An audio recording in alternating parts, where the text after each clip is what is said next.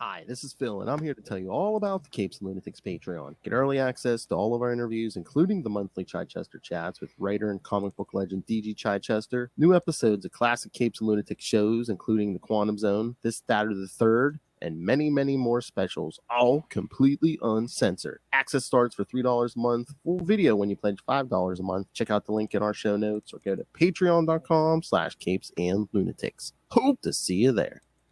This is Annie Chang, and you are listening to the Capes and Lunatics podcast. All right, some of you hacks are in for it this time. Wow, Phil. What?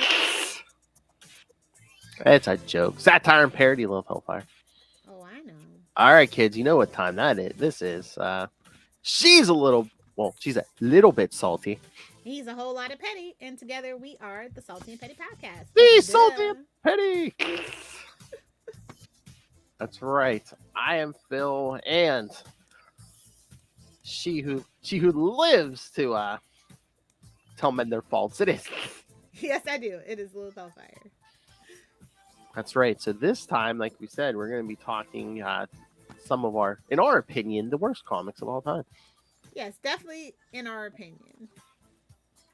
Although I think the internet would probably agree with us, maybe. For the most part, yeah. At least my list for sure. I know. Some of these, it's like shooting fish in a barrel, but you know. Oh yeah. Oh yeah. So nothing left to do but to do it, Phil. Got 15. What do you got? I was gonna go for 13, but then I saw 2 more, and I'm like, no, this needs to be on the list. I threw. Like I said, I threw a few on before we jumped on, so I'm at 15. Okay, perfect. All right, so I'd say ladies first, but since there's none here, Lilith Hellfire, would you like to go first? Can't even argue with you on that one. Yeah, I'll start my number 15 with X-Men, The Draco by Chuck Austen. It's Uncanny X-Men 428 through 434. And of course, it's where Nightcrawler discovers his father, is Azazel. And then they get caught in his stupid plans for so many issues. Oh my God. Yeah. I like Nightcrawler. Nightcrawler's one of my favorite X-Men characters. Especially one of my favorite blue X-Men characters.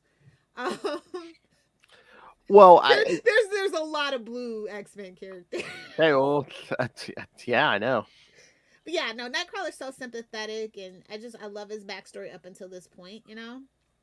And it's just like, oh, your dad's Azazel. I'm so sorry, babes. I mean, one, that was Chuck Austen, right? But yeah, Chuck Austen, absolutely. But I was like, 2, I'm like, did they do that because they didn't have the balls? Then I see somewhere it's like, you know, for being honest, it's like Nightcrawler's real parents are Destiny and Mystique. Yes, exactly. So, yeah, because they wouldn't go there. Yeah, which eventually they kind of do, but just not at that time, I guess. So yeah, it was just very unfortunate. Yes. But I mean, I guess it kind of made sense with this power. Like, I get it, but it's a terrible story. Like, first of all, it's Azazel. Like, never bring up Azazel. And second of all, did we need all those issues? I don't think we did. Yeah, I know. 3 at most would have been fine, but they just kept dragging it out. So that's really just. It was the 2000s, man. They like dragging out. Maybe Chuck Austen hoping it would get collected or something. It did. The Draco. I mean, it doesn't sell very well, but it's collected. Because Will and I have said it before. I think like by the early 2000s, they'd gotten the idea for the collection market, you know, because they started collecting everything. Yeah, unfortunately. Which you could tell from. It's kind of the downfall of the industry, honestly. Writing for the trades and because it's like everything collected, like especially now with like the app and stuff, like. You don't really need that unless it's like a big omnibus like Jack Kirby, Stanley. You know what I mean? You just don't need it anymore. Well, yeah, because I think, you know, instead of naturally, maybe your story could have worked in 2, 3, 4 issues, but they're like, no, take it to 6 so we can collect 12. it. Yeah.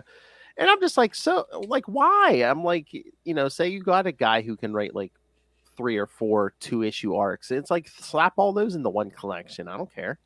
Yeah. Back in my day, see? Yes, hey, get off my lawn. All right, you ready? Let's do it. What's your 15? Should I come out guns blazing now? Well, Mine's all in right. a very particular order, so Oh, okay. it may Well, shock you guys. now I'll start with some lesser knowns and work up to the. All right. For my number 15, I will go with the collection obsession from Avengers 334 through 339, which we did cover on the Quantum Zone. So yes, if you want a issue by issue deconstruction Blow of by that, blow. check out the Quantum Zone. Yes, you get that. The playlist is on our YouTube channel. But yeah, it's basically these alien invaders come to Earth, and of course the Avengers have to fight them. But it turns out they're basically made up of the crap of literally like the crap of the universe. Yeah. Yeah, they think they're these noble warriors, but yeah, they're just like. But yeah, me, Will, and Matt did not enjoy this. Young, yeah, well, Young, he's older than me. Yeah, Mr. Ray seemed to enjoy the issue because not only was the story total crap, but it's like they kept like shifting artists, and it's like the art seemed to like take a nosedive several times just because they would bring in like different artists and stuff. 6 issues, and I forget how many artists we had. I swear to God, we had probably at least 3 artists on it, like 3 pencilers. So it's like, well, it's one of those summer specials where it's like, every 2 weeks it came out or whatever, but it's just like, not so good story. And then like the art just keeps like rising and falling. So it's just like hard to follow, takes you out of it. Yeah. But yeah, you could tell it was just like, oh, time crunch, let's just throw anything at it out, throw it at the wall, see if it sticks. But yeah, not enjoyable. Again, reread it for the Quantum Zone, still not enjoyable. So yeah, I'm gonna have to get on a scale of 1 to 10. We'll have to get this one. Yeah, I totally get you. All right, Lilith, what's your next pick? Give me one sec. Stoke the furnace of hate, Lilith. Oh, don't you worry, I will. We are gonna talk about my number 14, which is Holy Terror by Frank Miller. If you're not familiar, it's a 2011 graphic novel. It's about the character, the Fixer, and he's battling an Islamic terrorist. Yeah, it was supposed to be a Batman story, but DC passed on it, and he decided to make it creator owned. Not creator owned, but he went with a different company. I think it was Legendary. Yeah, that's down in the corner. So it's about kicking Al Qaeda's ass. Now this is 2000. He came up with the idea in 2006. Like I said, it was for Batman.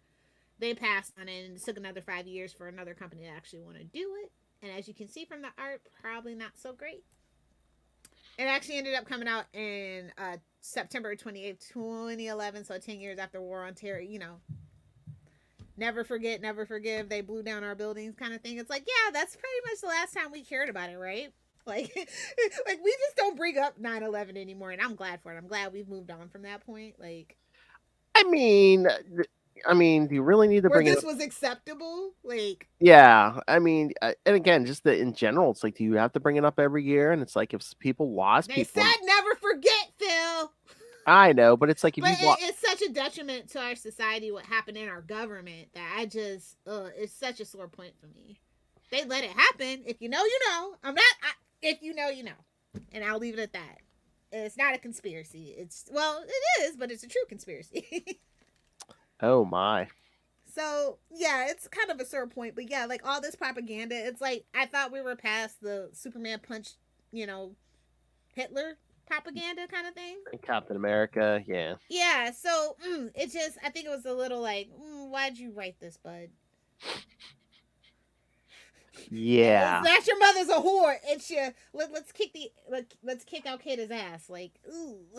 Although I can't even like blame Miller like completely because I mean I don't think Captain America in the comics has been the same at least for a long time after 9/11. That's true too. Yeah, like I said, like I think we just as a society we should have been past this point in 2011, and I don't know why it was still made. Like I said, he pitched it in 2006, and DC passed on it because at least DC had the sense back then to not want to jump into this. Yeah, it's like 2006 is like let it go, kid. I mean, it was still fresh in 2006, and we were still really well for the government at least. Well, they were yeah, still yeah. up to their tricks and things at that point, so I could see it. But like 2011, Yeah. I like the thought that we evolved, but as I'm looking back at some of the stuff that came out in 2011, maybe not so much. And that might have been the whole, we had a black president, so that stirred up some other things too, maybe. Wow. I'm not here for that rant. We're here to talk about comics. But, inherently, comics are, the culmination of a creator's vision and beliefs, right? It always kind of colors it. So this is a little eye-opening for Frank Miller, is all I'm going to say. He's a little more complex than just your mother's a whore, apparently. He's got a couple of other deep-seated issues here. Yeah, think. Wait, I wonder who he voted for. Anyway, all right, you ready for my next pick? Yes. All right, Lilith. I went with a John Byrne pick. What? I'm not complaining about the art. The story, on the other hand, might be a little cringeworthy. I believe this is the second. Is this the second part of a two-parter, or was this? But it's been a while since I read this. But here, let me bring the cover up.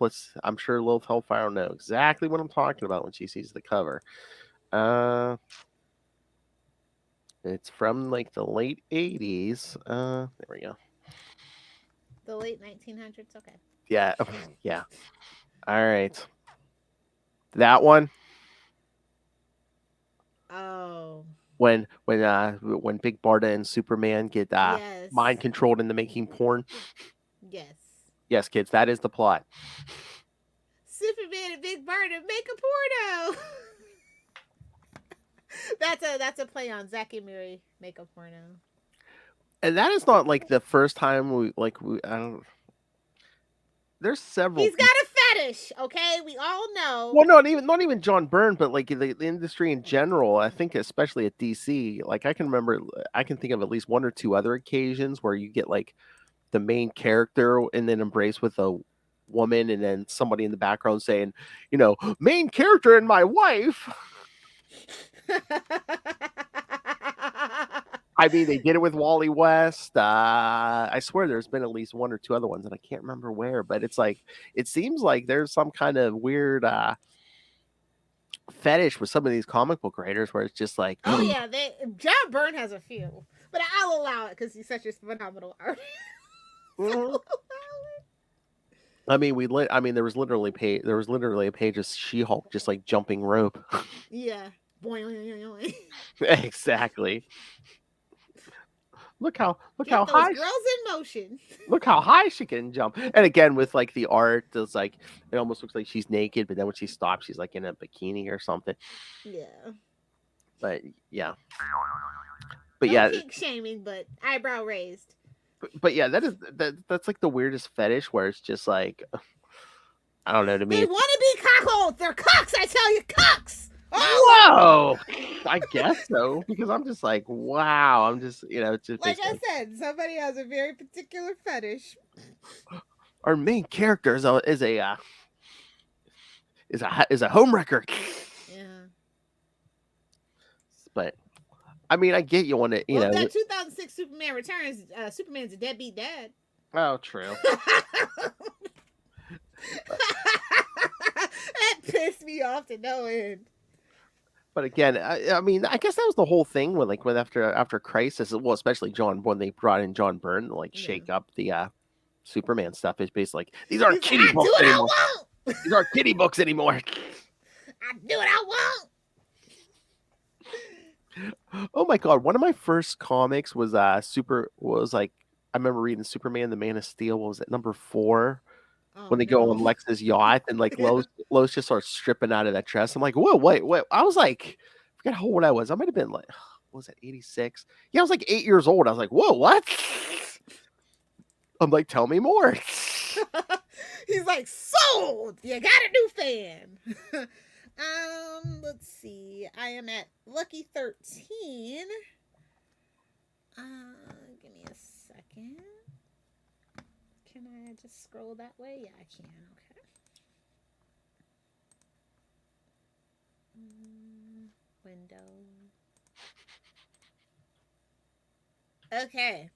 We are at my lucky 13, Batman The Dark Knight Strikes Again. I think enough said, but, Well, this is 2002. It's the follow up to the 1986 miniseries. And it's about Bruce, who comes from hiding from 3 years in hiding, and he's training his followers. There's this rebellion against Lex Luthor's dictatorship rule. And then there's Catgirl, Superman, no. Plastic Man, and Green Arrow. Now, I was like, oh, I like the characters he picked, but I don't like what he did with them. Oh, yeah, yeah. Lilith, you hear this? That's the sound of me scratching that off my list. Nice. And also, he kind of ruins the question in Martian Manhunter in the process too. Thank God this wasn't continuity. Oh yeah, So- well, I mean, was it this one or the third one? But it's like, I It's mean, the third one that we well- just absolutely ripped to shreds.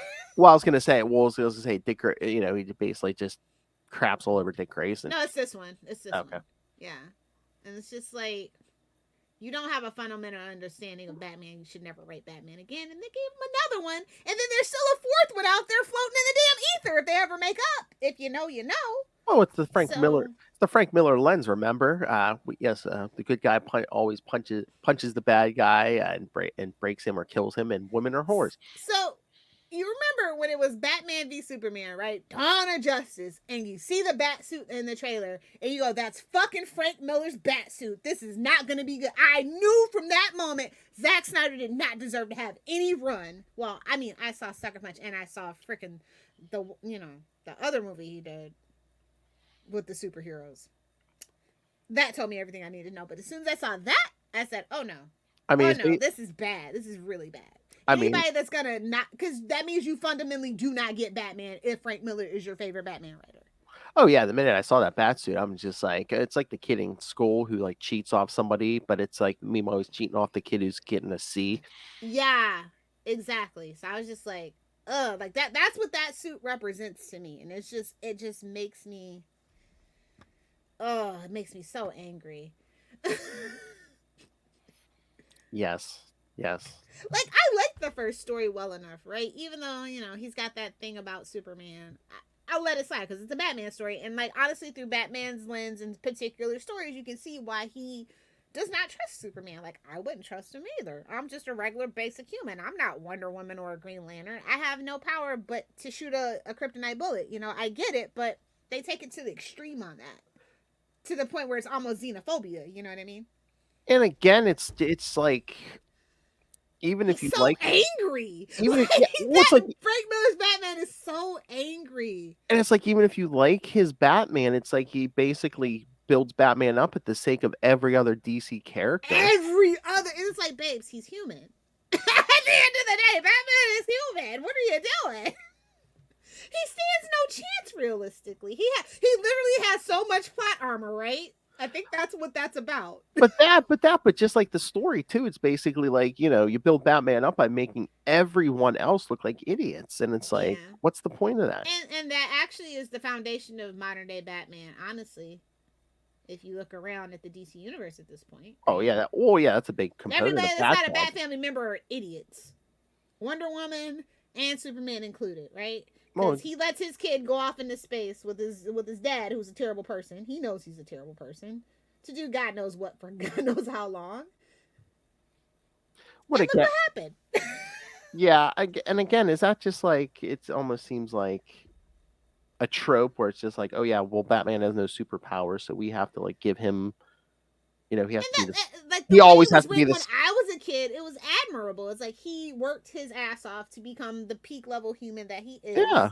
He works hard, but they make it seem effortless now. And like, it's so much plot armor around him. Like, he never gets shot, he never gets stabbed, he never makes a mistake. Now that's not interesting anymore. Batman used to make mistakes.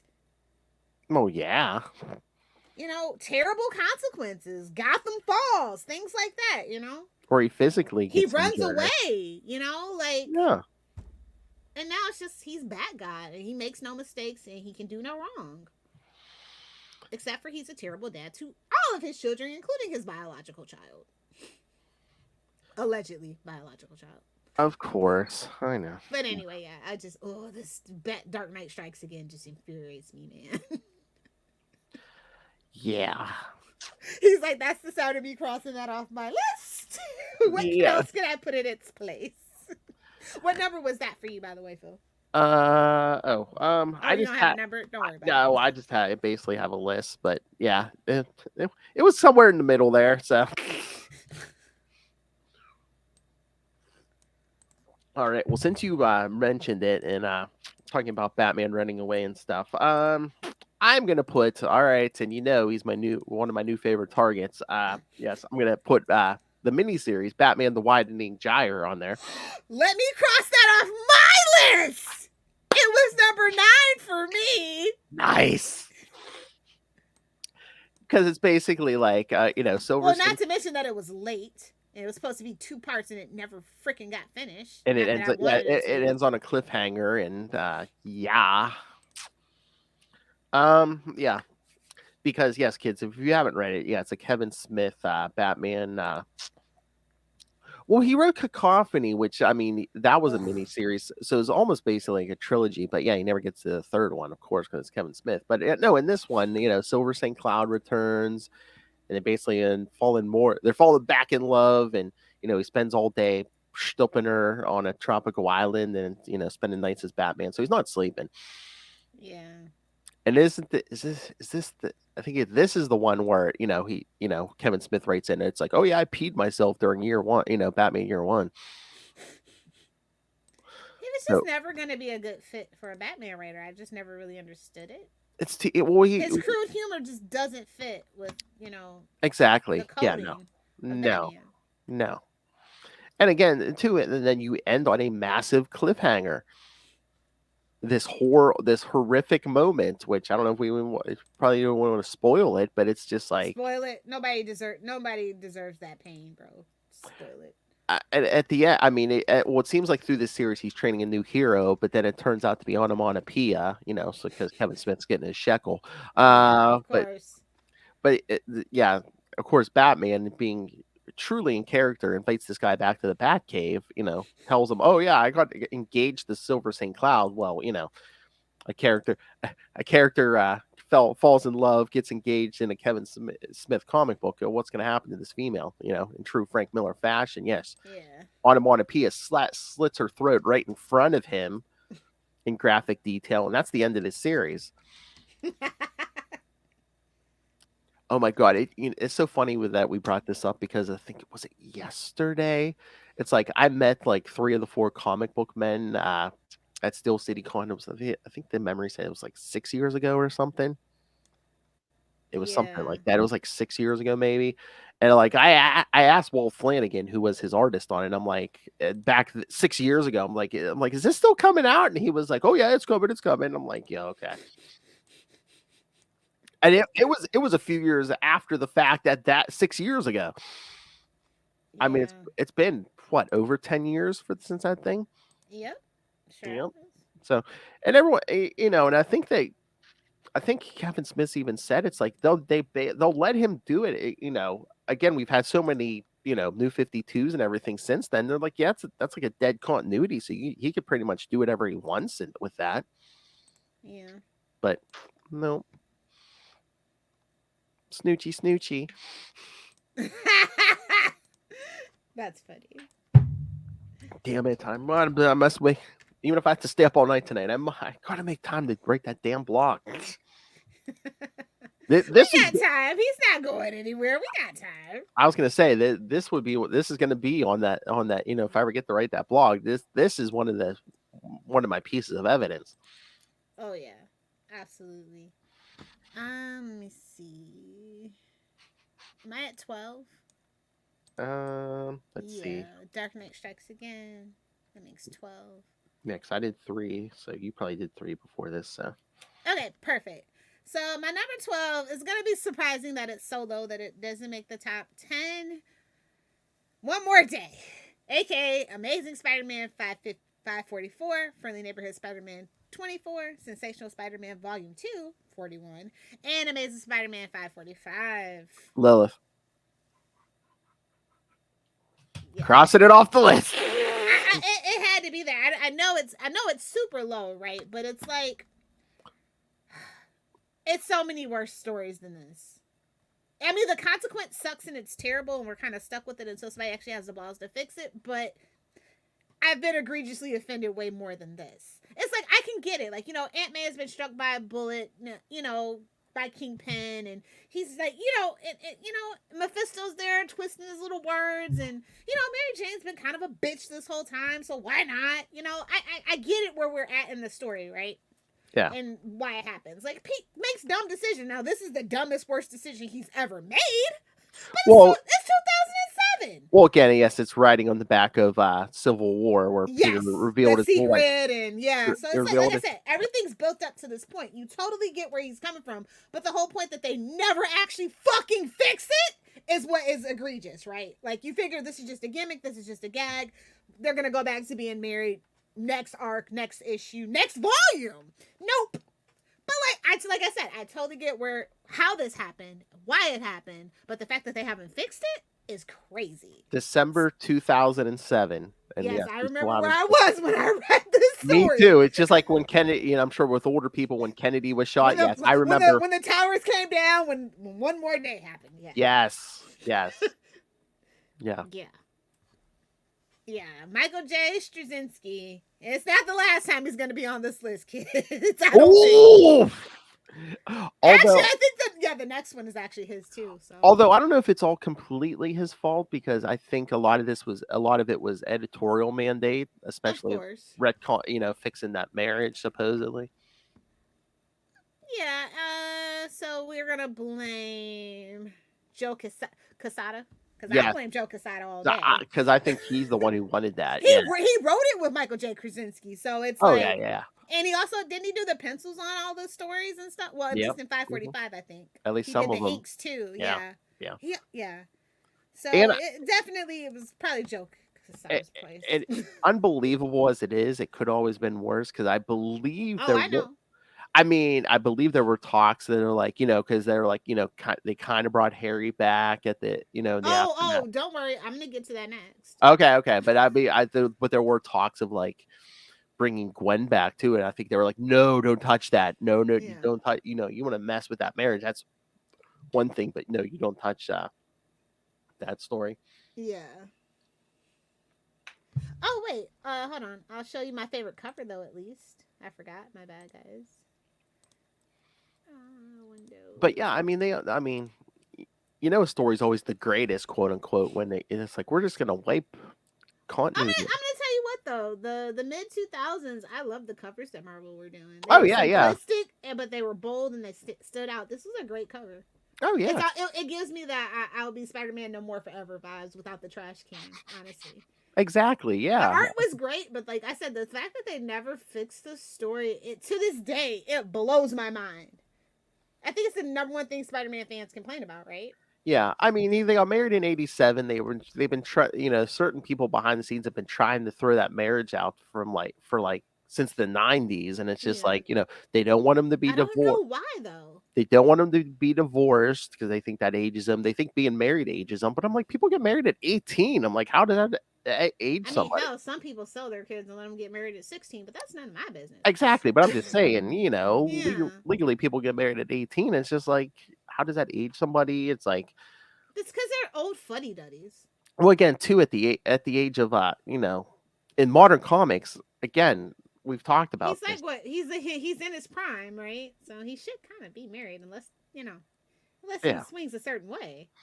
But it's just like a supporting cast have taken a beating, like as we talked about in modern comics, and I don't know why. For him to have so many books and so few side characters. Yeah. Well, it doesn't help either, where it's like, we're bringing in a new writer every year. Yeah. Even they can get through the year sometimes. Because a lot of people can keep the momentum going, because it's like, or maybe maybe you're going to do. Yeah. Maybe. Oh, yeah. Yeah, but again, unless you're Spider-Man. There's no happy medium, honestly. Unless you're Spider-Man or Batman, it's just like. Yeah, and if you do a year or less, it's like you really can't get momentum going, especially with supporting characters. But then it's like, yeah, even if you do get like a Kindred, it's basically like, we need big events. Yeah. Which I mean, because again, I think they've lost track of doing it for the story or the art, and it's just like, oh yeah, come on, I need something I can sell. Come on, big event.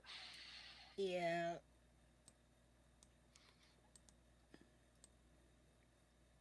All right, it's back to you, buddy.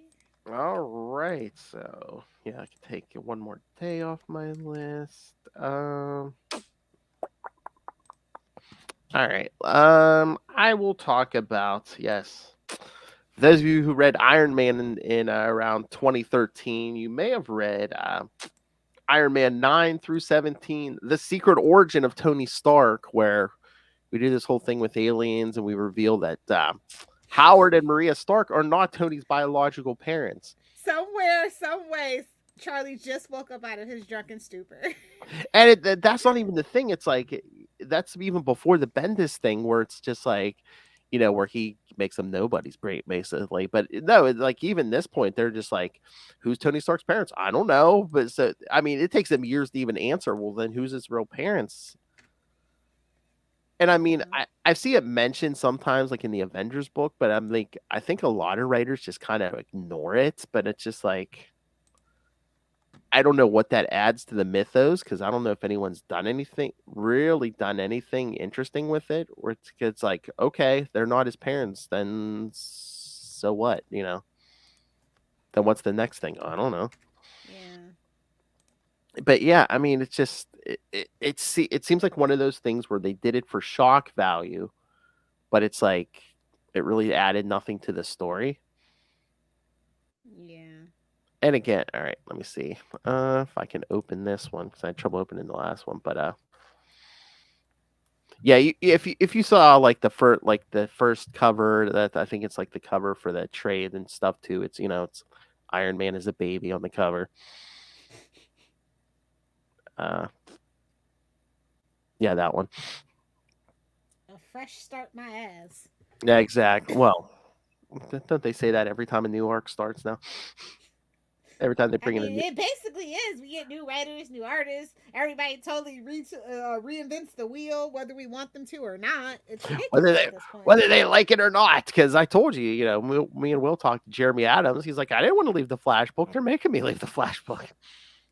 Oh, that's so sad. Well, Well, at least, I mean, it's not like they like took him off everything. They did give him the Green Lantern book, so. Yeah. But yeah, no, he's like, I love Wally West and his family. I would have stayed long, Yeah. It's kind of almost a mandate now. It's like nobody can. Like, I guess they don't like want what happened like back in the day, like in the 80s, where somebody sat on a book for like 5-10 years.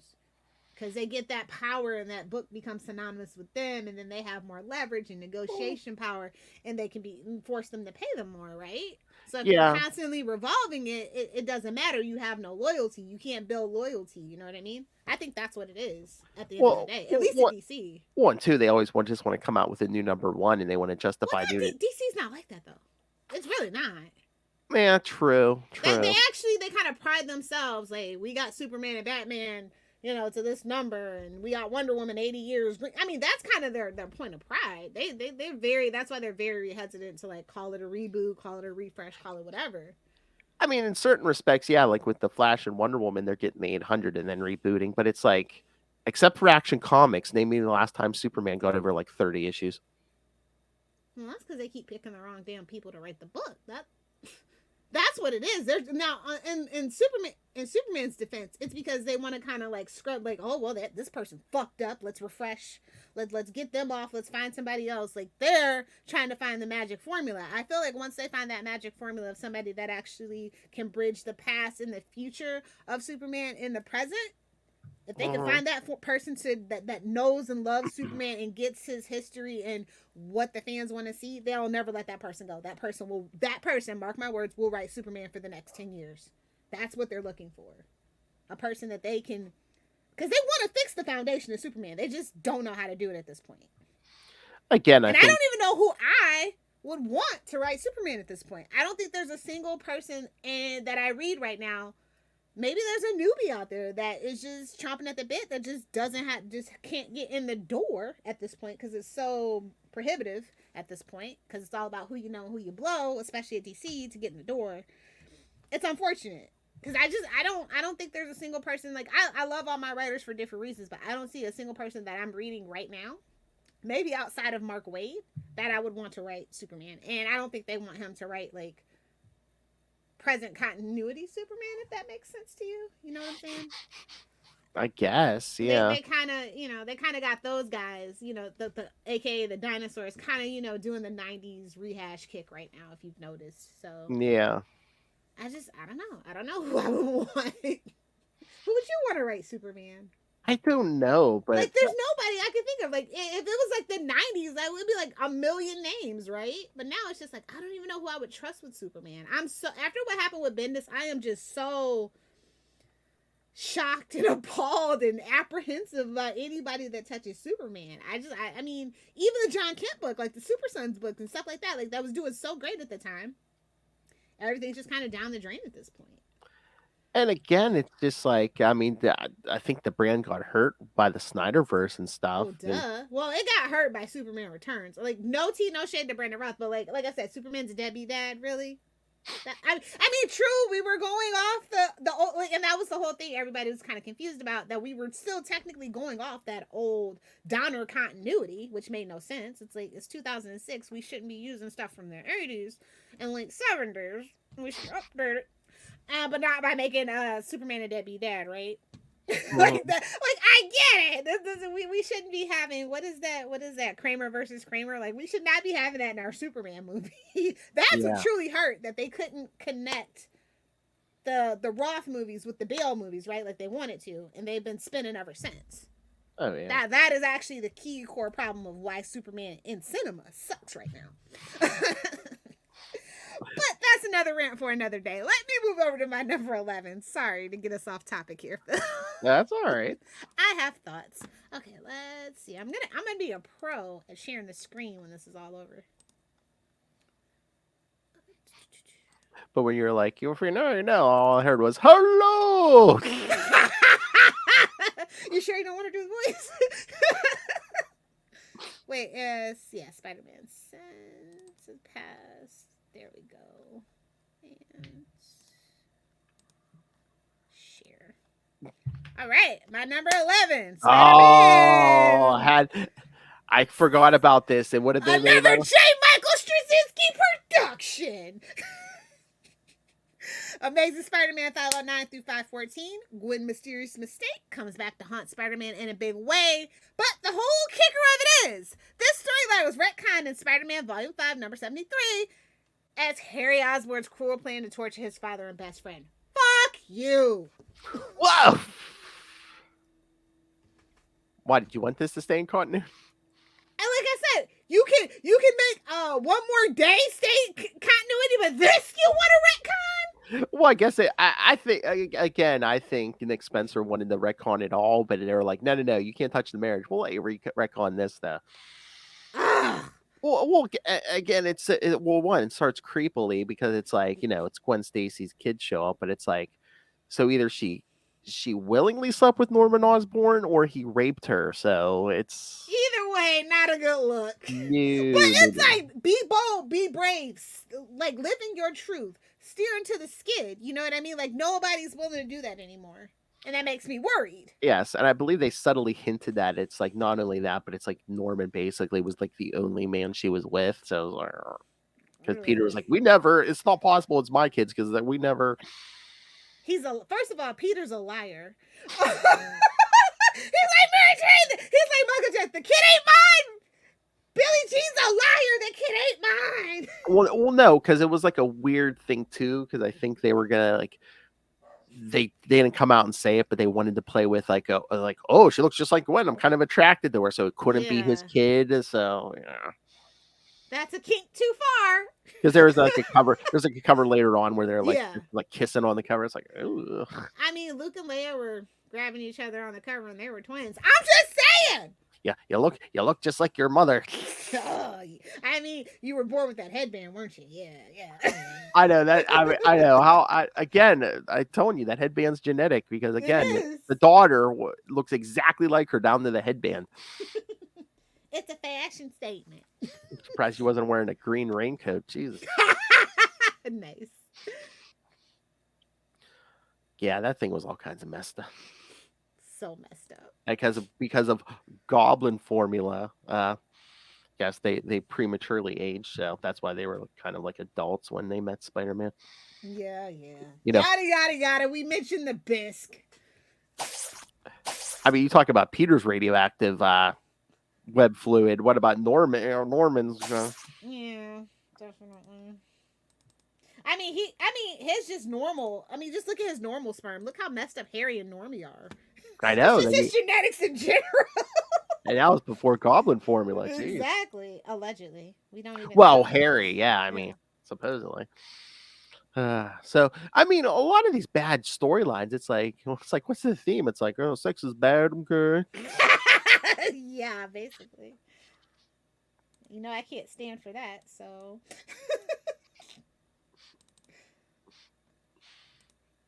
All right. So ready for mine? Yep. Let's do it. All right. This one is, I don't want to say classic, but I mean this thing.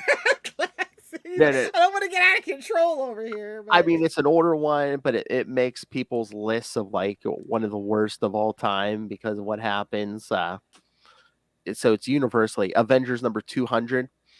Yeah. Yeah. Do you know the story on this one?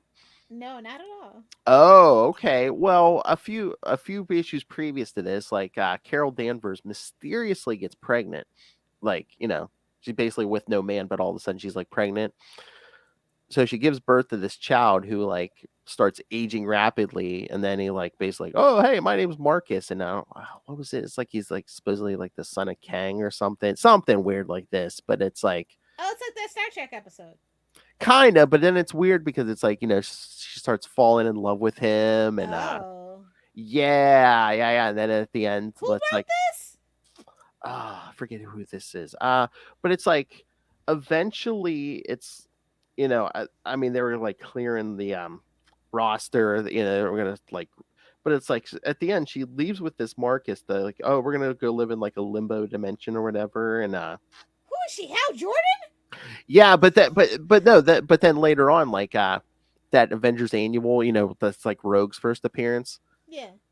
I mean, even Claire, was that Claremont? It's like even he was just like, no, we're not doing this. And basically, she gets thrown back to Earth, and Jessica Drew finds her, and they're just, she's like. He's like, oh yeah, I was with Marcus for a while. Then he like crumbled to dust, because he kept rapidly aging. But she like calls out the Avengers. She's like, he like subtly mentally manipulated me, right? She's like, why would I run off with someone I just met, especially someone I just gave birth with, Like, that's hilarious. I mean, Claremont had her call him out later. She's like, you didn't think nothing was fishy about this? You just let me go off with this stranger. That's hilarious. But yeah, I mean, this thing makes the list of oh man, there's a couple writers on this. James Shooter. Oh, I see you, Jim Shooter. Jim Shooter, George Perez, Bob Layton, and David Michelini. Yeah. Not Michelini. They drug poor Michelini into this. But it's just like again, they were like coming up to a big roster change. So I'm assuming they were looking for something big for 200. I guess they were trying to get Carol Danvers off the team. But it's like, how about quitting? Yeah.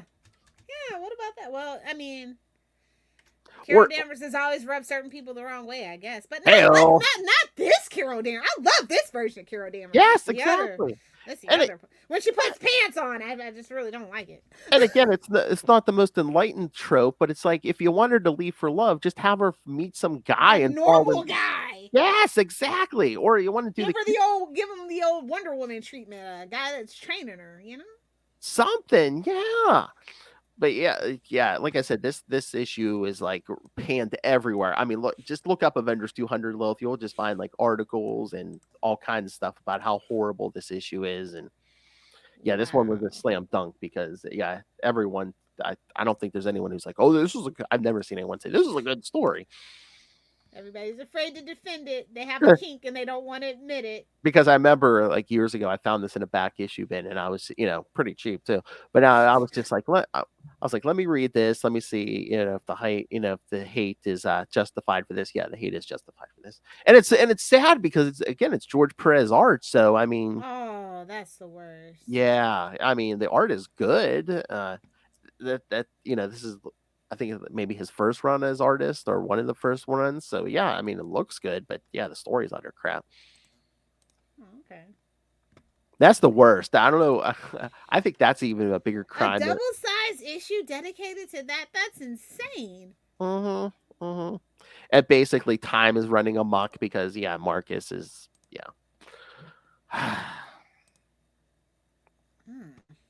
Okay. Yeah. That thing will give you nightmares. I think that like I was gonna say, that's the bigger crime. It's like if you have a horrible story and horrible art, that's one thing. But if you do like a horrible story with like good art, it's like I think that's a bigger crime. Yeah. Because it's almost like, here, kids, you want some candy? Step into my van. In this white windowless panel van. Mm-hmm. Or if I don't want a van because, I live in New York City. Mark your bingo cards, kids.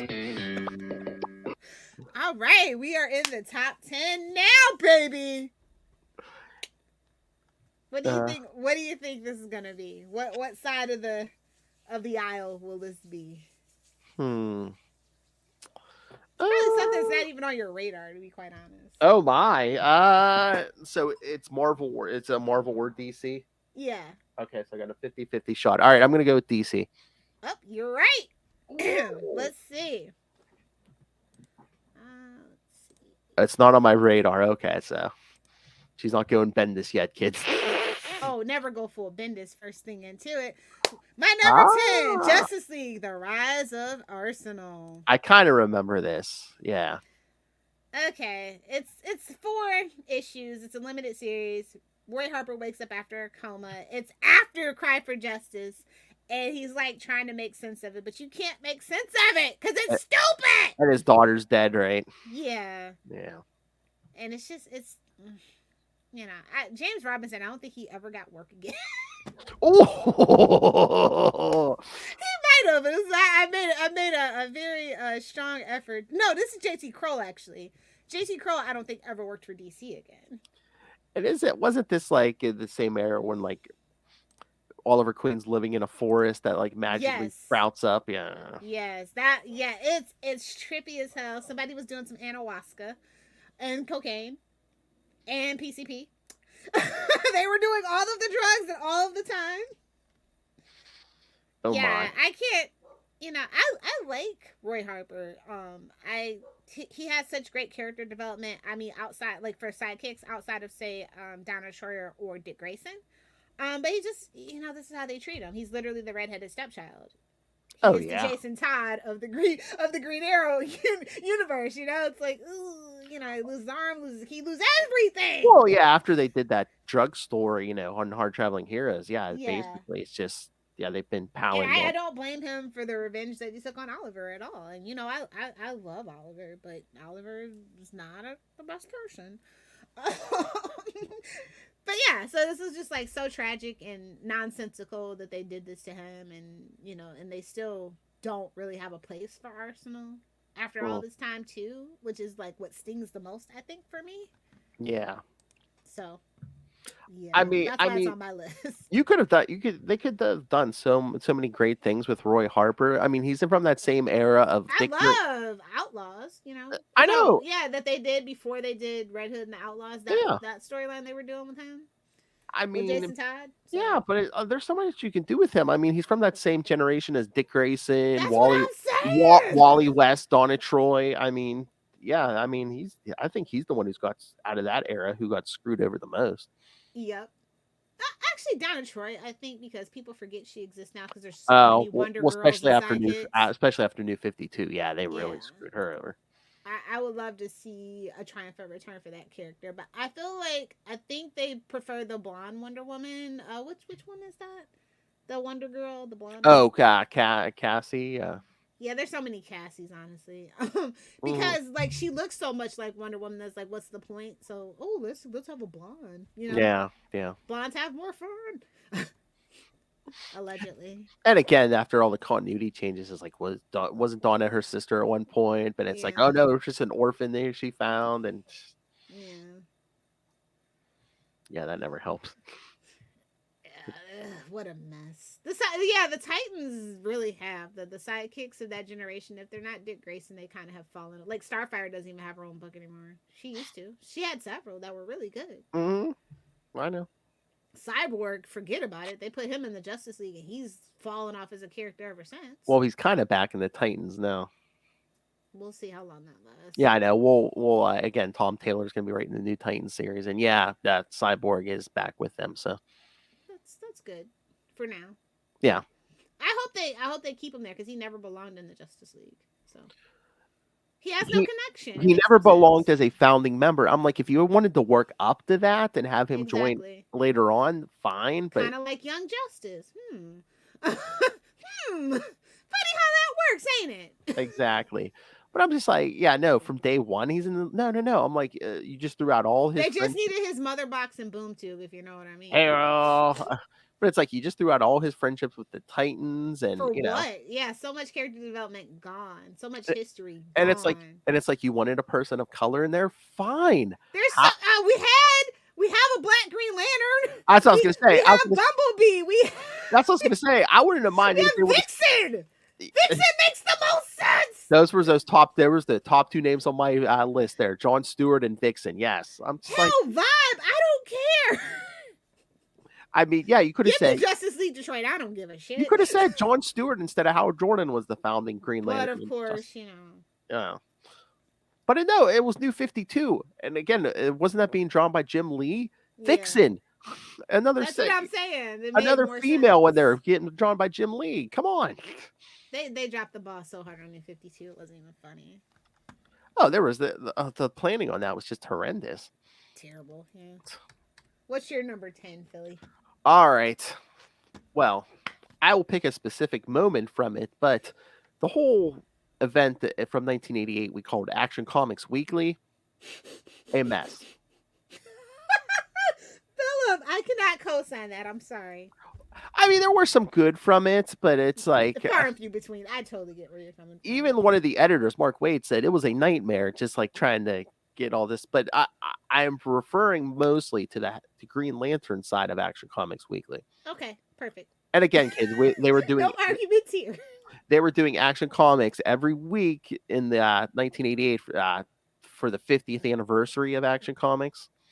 And of course, you know, Superman was in it. They did anthologies every week. It was Superman, Green Lantern for the most part. Then they did what? Black Canary for a while. There was a Nightwing arc or two in there with Roy Harper, the Blackhawks. There, again, a bunch of short stories.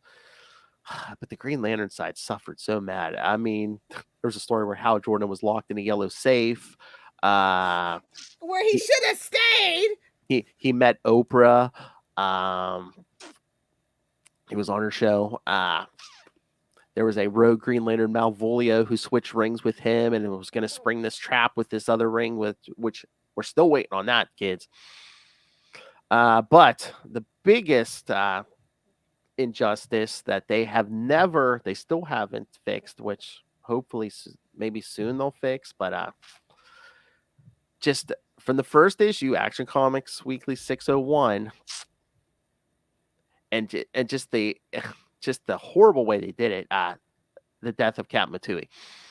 Oh. It basically just gets fridged. Yes, literally, she's in the kitchen.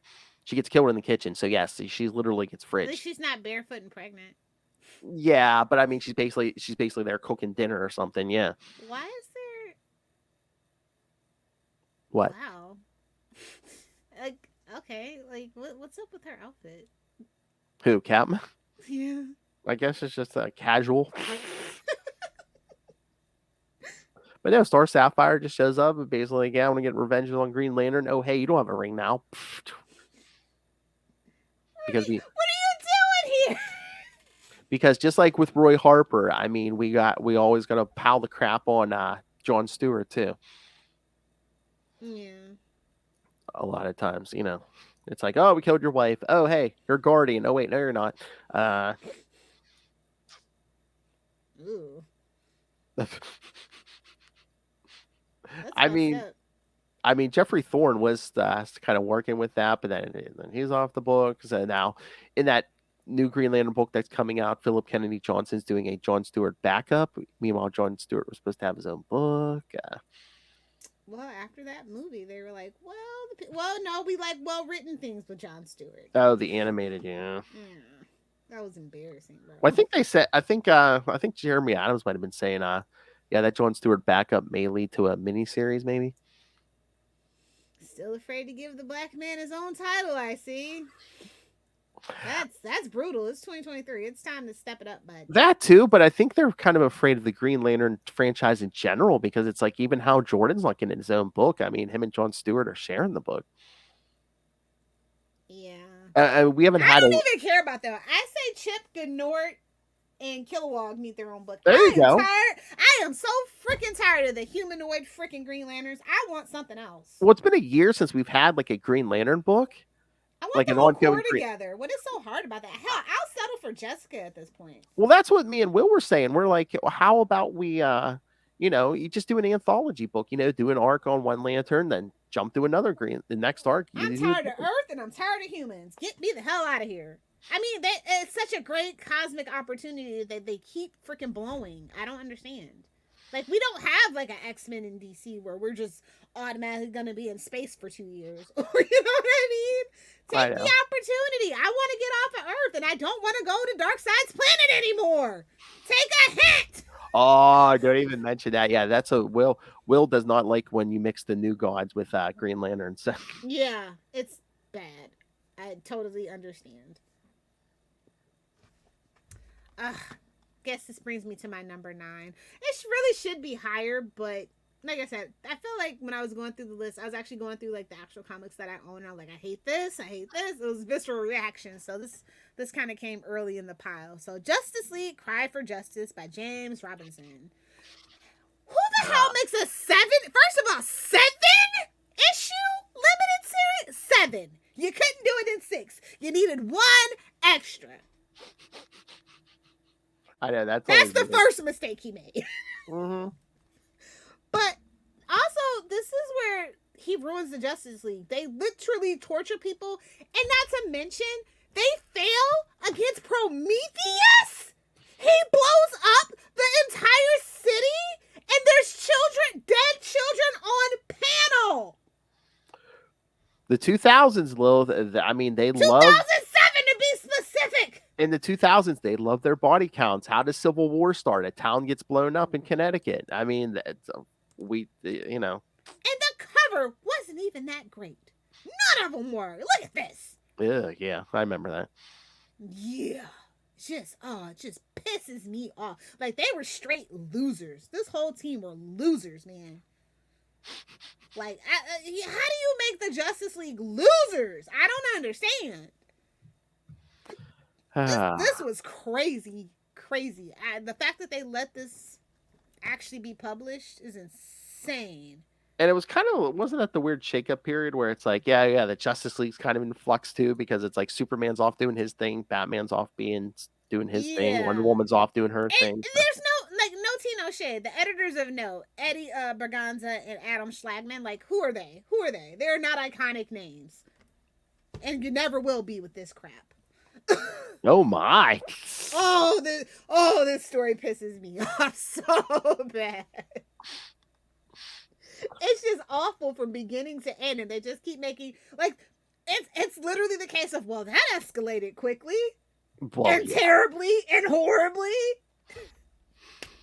And this is why the world needs a Batman. Amanda Waller was right. But yeah, I was gonna say, is that why they lost to Prometheus? Because Batman wasn't there? Basically. And Congorilla, really? Not even Congorilla. Ugh. Well, again, that's the problem when you switch writers too often. It's like, because James on I a don't team think he book, ever wrote again. on a team book, it's like kind of like when you switch writers so often, it's like the lineup keeps shifting because it's like, everyone's at least going to bring in one of their favorites. Yeah. No matter Earth how 2. no matter how weird it is. Yeah, I don't think he's gotten work at DC since 2012, so vindicated. Oh my. He did some of the Earth 2 stuff, but the Earth 2 stuff for New 52 was not the best. All right. Ready for my next pick? Yes, I am. All right. I've waited long enough. I think I'm going to go there now. Hail. Here we go. All right, kids. What year was this? I forget. But again, in my opinion, the worst Moon Knight run ever, Mr. Brian Michael Bendis's, which, unlike any other version of the character, he replaced the personalities in Moon Knight's head with Spider-Man, Captain America, and Wolverine. With no explanation. It's just like, oh yeah, I have 3 new personalities. For the shekels. F those old ones. Yikes. No explanation. And it's like, even people, people who know DID are just like, no, it doesn't work that way. Wow. But again, it's like, just like his new Avengers run, Bendis is like, well, how am I going to sell books? I know, let's put Spider-Man and Wolverine in it. Yeah, if you have to rely on that, that's pretty bad. Yeah, and then just he has Mark Spector and Echo kind of like flirting with each other. Echo. I see. How did that happen? I see what you did there. Well, it's Bendis. Oh. Okay. Because Bendis demanded it. That's an interesting artistic choice. Well, aren't all of his choices interesting? Touche, good sir. So yeah, again, it's just, I know, nice guy that he is, Ray tries to defend this, but I'm just like, really? I'm like, this is unlike any other series of Moon Knight that I know of, and it's just like, and not in a good way. Yeah, and then the big villain is Count Nefaria. Wow, that's not good. And we're trafficking in like Ultron heads. Maybe he was on his ayahuasca kick. I don't. Bendis. Everybody loves cocaine. Smoke did you be? Everyone loves cocaine. I was gonna say, I don't know. This episode, Bendis, you may be getting the Everyone Loves Cocaine award. Everyone loves cocaine. Ooh. I actually didn't have any Bendis on this list. I specifically went out of my way to not have any Bendis on my list. Shocking. I got my Frank Miller out of the way. I got Max Straczynski out of the way. That's surprising because I was like, at first I was thinking, should I put Bendis Superman on here? I'm like, nah, Lilith probably has that covered. As like, for what it, like, okay, so like, I didn't put it on the list because A, I thought you were going to put it on the list, but B, I did that whole literal like hour and some change, like 15-minute rant about Bendis, right? And what he did to DC. Everybody knows how I feel. Yeah. I don't need to rehash that. I don't need to get upset and angry again. Yes, our Unlimited Justice episode. Yes. So, like I said, I've released the hate. I'm over it. That's so funny. So bad. But neither of us put it on the list because we thought the other one was going to do it. Oh, okay. Hold on. Wait. I got to find a good cover for this one. I can't find a good cover.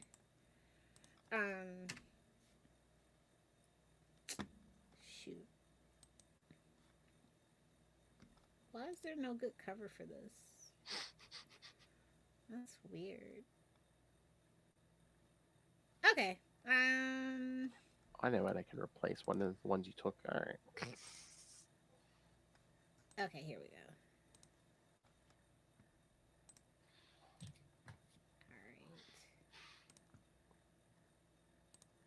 All right. Yes. All right, there we go. Perfect. That's right, kids. Comics so good, we need visual aids. Oh yeah, absolutely. So you can know what not to. Can I do it? Can I open? Okay, perfect. There we go. My number 8 is Spider-Man, Black Cat, The Evil That Men Do, Kevin Smith. Sound of me crossing something off my list. I love that for us. There we go. Oh, it's Okay, funny. if you don't know, it's a 6-issue comic, limited series. It's actually something that he got out. I wouldn't say necessarily on time. It was first started in August 2002 and it last ended in March 2006. I was gonna say I knew it took at least 2 or 3 years to get that out. I remember that. Yeah, I was like, he completed it. It wasn't really on time. Oh, but the quote that pissed me off, right? Hold on, where is it? Oh, it's the one where he says Bendis is putting out good books. He has no excuse for his lateness or something. Oh! I was like, oh yeah, oh here it is. He says, while I have zero defense for my lateness, particularly when folks like Bendis turn out great stories in multiple books on a monthly basis, I will say this much: it's a better story now than it would have been had I completed it back in 2002. Ooh. That's what caught my eye, and I was like, oh yeah. This I story's so weird, right? yeah, because it's kind of like it's like Spider-Man's like, oh, I shouldn't be attracted to my ex, and then it's just like the whole. Your mother's a whore. Eh, It gives me very much Frank Miller Light vibes the whole time. Well, again, Kevin Smith learned at the feet of the master because again, Yeah. spoilers, kids, Black Cat gets raped. Yeah. It's like, what's new, Pussycat? Let me just do the names. Or Ruse by any other name. Hate crimes. This book is definitely a hate crime against Black Cat. I will give you that. A study in Scarlet. Scarlet Letter. Your mother's a whore. Trickle Down. I won't go there. And 1 and 4. And that's where she's raped by her boyfriend. Yeah. It doesn't the villain rape her too? Yes. So yeah. So basically, and she tries to contact Nightcrawler. I'm like, don't you go bring a Nightcrawler into this? Yeah, that seemed very random to me. But it's like, yeah. So it's like not only does Kevin Smith introduce rape into her past, he has her raped in the present. Yeah. Again, this blog needs to happen. And also Scorpia, like, just enough. And Clum, like, really, Clum. Oh, the villain that Charlie Esser thought was going to be behind the whole Kindred thing. Yeah, also they tried to pull Daredevil into it. I'm just like, look, enough's enough, Kevin Smith! Stop it! Look, I know my comics. It's just one terrible story to the next, and I can't believe it took 4 fucking years to get done. Wow! I can't believe Marvel actually tolerated that. That is insane. Again, I think at that point it's just terrible. Like they were trying to. Okay, who let him do this? I think they were trying. I think they were trying to make sales off his name. Yeah, that's true. Yeah. Who's the editor on this? I can't find the editor. No editor. Well, you know what it was too. I think like he was like. Oh, but he had a female artist, so it's okay. Well, and two, I think like How awkward is that? You write a rape scene and you like several, and you have a female freaking artist. That is awkward. I know.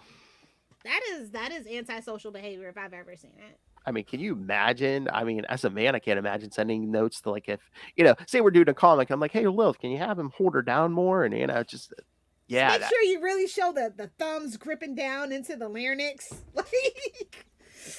and make it a sexy rape scene too. Let's I would have lost it, bro. Let's see some cleavage. Yeah, Some people are way better than I am as a person. I would have totally lost it. I guess if you're desperate and you want to make it in the business, I guess, but yeah. Once again, the art was good, but the story. Yeah, the art was great. And it was just like, oh, what a shame. Yeah, that pisses me off more than bad story and bad art. I'm just like. It's like, oh, you went and drug poor Rachel and Terry Dodson into this. All right, you ready for my next pick? Yes. All right, kids. Once again, if we speak of the 90s, one of the biggest bombs of the 90s, and no, it's not that one yet, Lilith. Yes, there was a big Avengers event like right before Onslaught. Justin and I are covering it right now on Marvel Tales. Avengers: The Crossing. Oh. Yeah, pretty much we make Iron Man a murderer and again, I don't know, like me and Justin have been talking, I don't know if they changed plans behind the scenes. At first it seems like Iron Man's being manipulated, but then by the end, it's just like, oh yeah, I'm working with Kang, I'm working with Evil Mantis, and it's just like this thing gets retconned like later on, where Kurt Busiek's just like during Avengers Forever, he's just like, oh yeah, all the villains were space phantoms. Yeah, no, this wasn't Kang, this wasn't Mantis. Yeah, That's funny. but yes, they did put out an Avengers: The Crossing special. This one you see right here was like a shiny cover thing. So, but just look at that '90s art. Look at that Thor. What the hell is up with that? Yikes. Hawkeye. Yeah, that's all pure '90s. But yeah, no, we basically Iron Man murders at least 3 or 4 people in this thing. This is when War Machine had alien armor. Force Works. Yes, this was this era. Yeah, and again, this thing crossed between Avengers, Iron Man, War Machine, Force Works. I mean, not only was it a crap story, but it went through like 24, 25 issues, including like 2 or 3 one-shots. Yeah. I mean, yeah. Again, the story's so good, it's pretty much been retconned off the face of the earth. So, I love when that happens. And again, like we mentioned before, I was waiting for one more day to get the retcon thing, and it never happened. Like I said, that's the most egregious thing to me. I kept waiting. I know. And waiting. Oh my God. I don't know if it's like a blog or a podcast, but I was looking for that image, Lilith, and I found that somebody did a review of it. And you know what their name was? What? I don't know if they just reviewed 90s stuff, but it was, I see the Pouch Fouls. Big pouches, big guns. I'm just Welcome to 90s comics nostalgia. Oh my God. That's almost as good as my Electric Mullet name. I'm like, a Pouch Fouls. Let's see what we can pull out of here. Let's see what we can pull out of here. So yeah, shout out to the Pouch Fouls, whoever you are. Let's collab. You sound like all kind of people. Do you like poo-pooing on 90s stuff? Boy, do we have the perfect collaboration team for you. Email me. That's at Salty and Petty 69. That's right. I think we should use our professional CapesandLunatics. Yes, CapesandLunatics@gmail.com. I mean, it all comes to me anyway, so yeah. I know. All right. What's your next pick, Lil? What am I at? Number 7? I don't know. Yeah, I think I'm at number 7. Number 7 is Nemesis from Icon Comics. I thought it was Epic, which is, I think Icon is still the imprint, or was an imprint of Marvel, I'm pretty sure. But Epic, yeah. But it's Mark Miller. Oh wait, Millar, excuse me. Millar. Is it Millar or Miller? I've heard it's both. Millar, I think. I think he likes to be fancy. Oh, okay. I thought it was Miller, but it was spelled different. Okay, I don't know. Okay, so the whole premise of this, and then to mind you, this is a Marvel imprint.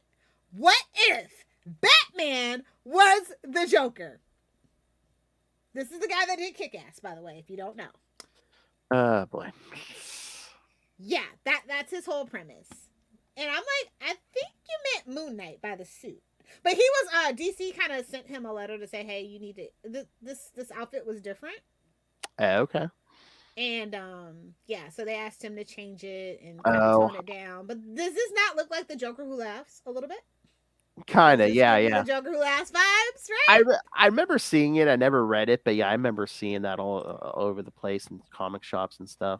Yeah, this is from like 2010. I think it got put into the works around like 2008. And they're like, what if Batman was a total cunt? And I'm like, he is a total cunt, but... Oh! Okay, Ray. He is! Yeah. And I guess he's like, he's supposed to be like a super villain, but we're supposed to be rooting him for some reason. And I mean, I like a lot of his other stuff, so I gave this a chance, and it's just terrible from top to bottom. I'm sorry. It's so rude and crude, and like for the sake of just being crude and rude with no real purpose. Oh, so beaver jokes. Okay. Not even. Oh, he makes Jimmy and Amanda look like fucking poets. Wow. in this book. It's crazy. It's bad. It's bad, and he should feel bad. I'm sorry, I just lost my train of thought. I'm just I'm just waiting for Ray's message. Can I get that Batman is a cunt drop, please? Drop some money in the Cash App, fool. I'll give you the ringtones. I'll give you whatever you want, Ray. Just you need the money. Yeah, that was my number 7. All right. This won't be the last you hear from Mark Millar. All right, White. Well, I figured I had to replace at least one thing because you took some of my picks. So, of course, I mentioned Avengers: The Crossing, and we know the biggest turd to fall out of the Crossing's ass. That's right, kids. Teen Iron Man.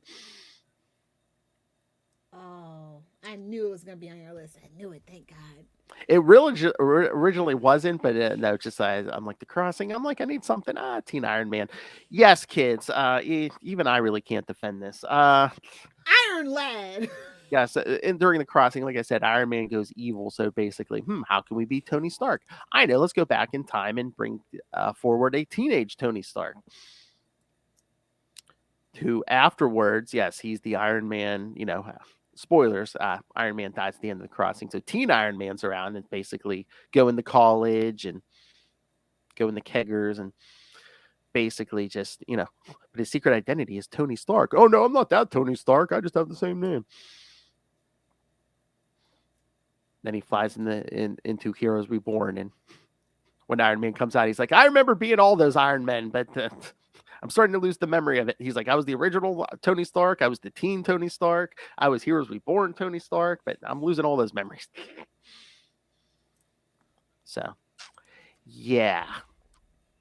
Before we had Teen Cable or any of them, yes, we had Teen Iron Man.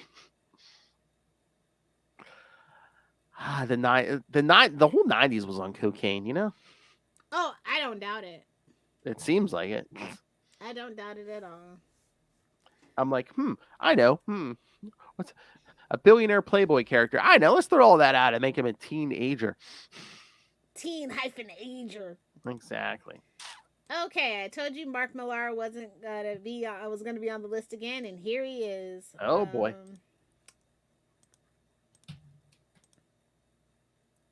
Trouble by Mark Millar. Aunt May's a whole. I forgot. Oh, you know this. Okay. So Trouble is a 5-issue romance comic book limited series from 2003. It's part of the Epic Comics and Print. And this was considered by Marvel's editorial group as the origin of Ultimate Marvel Spider-Man. This was also meant to repopularize romance comics. Like they had a it's Patsy comic, romance style comic to go with this, and they were really gonna push hard for it because back in the day they did kind of have a very good roster of romance novels, if you don't know. But yeah, May Riley and Mary Fitzpatrick are best friends, and Ben Parker, Richard's older brother. Yeah. And Richie Parker. Yeah. Richard Parker, I heard he's a bit of a dick. Me too. So it's crazy, right? Yeah, this is this is the origin. So I was just like, oh my God, this is so bad. Basically, so bad. The secret origin of Aunt May's look at the cover. Mother. Like, I can't take it seriously. I was gonna say I'm ready to flip that thing over and see, Yeah, that would have been actually awesome if they would have done that on the back to have the back shot, but they weren't that. I mean, Epic was a place where anything kind of went. Honestly, you could ask our good friend DG Chichester. He made his bones in the editorial department over there. Oh yeah. So yeah, I made my bones on Epic too. Like I have a lot of Epic comics in mind, but this one just. But like this is the crazy thing because you know who did the art on this book, like, and I really love these people, right? Terry and Rachel Dodson again. Oh yeah, they went and dragged poor Terry and Rachel into this teen pregnancy. But so the basic concept was, of course, created by Joe Quesada. Somebody's got to go check on Joe Quesada. Seriously, I'm starting to wonder about this kid. Oh yeah, they gave him full control back then. It's just Ooh, he made some. Oh, you thought Dan DiTito made some eyebrow raising choices. Oh yeah, I think Joe Quesada made a few more. The marriage is my big thing with Quesada, but Yeah, but if you start looking, you'll find it. He's done some eyebrow raising things, man. But no, I was gonna say that cover looks like porn. Well, softcore porn, definitely. Well, yeah, soft, yeah. No, it looks like Girls Gone Wild cover. That's what it looks Oh like. yes, yes, Softcore yes, porn, like I said. yes. Do you remember when Girls Gone Wild was a thing? Like how like innocent that is compared to the stuff that's out now? Oh yeah, basically just Shout out to Kim Kardashian. Many don't know she is actually really good friends with the founder, who is an actual douchebag. right? Well, yeah, Right? I've heard Literal that. human sewer. Oh, we'd have Sewage. to do an episode on the whole Girls Gone Wild thing. Oh yeah, yeah, definitely. Oh yeah, when Lil says innocent, yeah, I mean it was basically just girls flashing boobs in public, right? It's like just Mardi Gras on film, basically. Yeah, basically, yeah. And all they got was a T-shirt. That was crazy. Hey kids, you want a shot at just girls? All flashing? that money he made, and all the girls only got T-shirts. That is fucking crazy. I flashed my titties and all I got was this T-shirt. T-shirt. Basically. All right, you ready for my next pick? Yes, I am. All right, so I mean we talked. You mentioned One More Day, but I'm gonna get specific here. I'm gonna go with the first issue of Brand New Day. Oh. Again, it starts with Peter like kissing a girl. It's like, oh, see, he's not married anymore, and then it's like ends with like him getting like his web shooters and costumes stolen or something. As he should. It's like, really, we're doing this again for the 50th time? I'm sorry, the 69th time. There you go. But no, again, the story is horrible. I hate Brand New Day, but it's like, but this one really pisses me off because I'm like, that's a good cover, but it's like the story sucks ass. That's how it goes around here. I know. But yeah, again, that's my biggest thing is like when they put an excellent story, or an excellent cover on a shitty story. Yeah. So yeah, that's my problem. And well, again, of course, because of the marriage, Yeah. Definitely. What Kissing a girl. And he 'Cause liked it. And Carly Cooper's coming up. All right, enough of that. Lilith, what's your next pick? Give me 1 sec. It is a Wonder Woman story, shockingly. I know. Ooh. And it's not a modern Wonder Woman story either. Ooh. This probably is going to surprise a few people, but hold on, let me find it. Why? Because they think you'd like it, or? Because I don't think it's as offensive to most people as it is to me. Okay. Okay.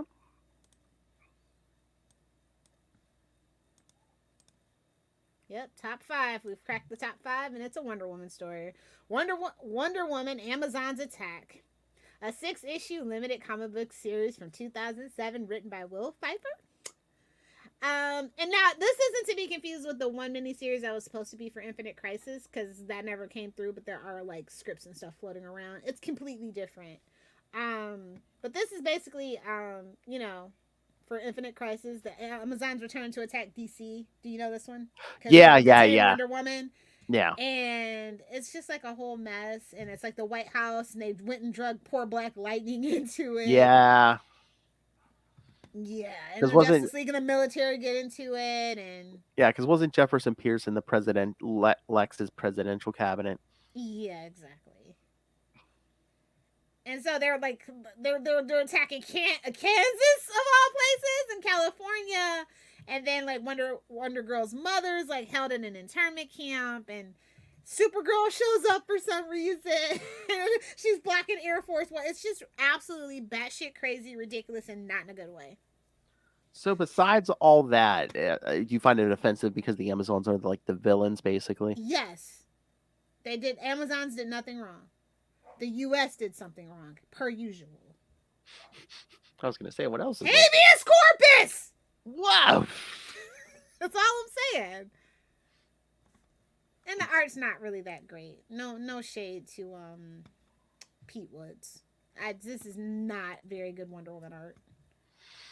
Again, around that era, a lot of stuff was a hit or miss. Yeah, it's like 2007 for sure. Just really not a good time for comic book art. It wasn't. But yeah, it's just like you made they were, in my personal opinion, they did nothing wrong. It was all the U.S.'s aggression because let's be real, it's always U.S. aggression. They take it too far. So it's just like a whole thing. And then the story is just so winding, and he just goes out of his way to use the most like useless characters. You know, it's just why? Yeah. Yeah, a lot of that Infinite Crisis stuff. It's just like we're doing this. Yeah, Infinite Crisis was what a waste of butter, honestly. Followed up by Not So Final Crisis. I like Final Crisis more than I like Infinite Crisis. But Yeah, I like Blackest Night, that kind of stuff. But like, but again, use the name Final Crisis, and it's not the last one. the semifinals. Oh my lord. Dear DC, hire me. I will fix it. But You're even not gonna like how I fix it, but I'll fix it. But even then, I knew I'm like, it's not going to be the last one. I thought Infinite Crisis. I was like, oh, okay, Infinite Crisis, Infinite Herbs. Yeah, mate. No. Final Crisis. I'm like, maybe. No, Final Crisis. I knew that was when I knew we're never gonna fix this mess. I'm like, maybe we'll take a break on Crisis for a while. But nope, wrong again, Phil.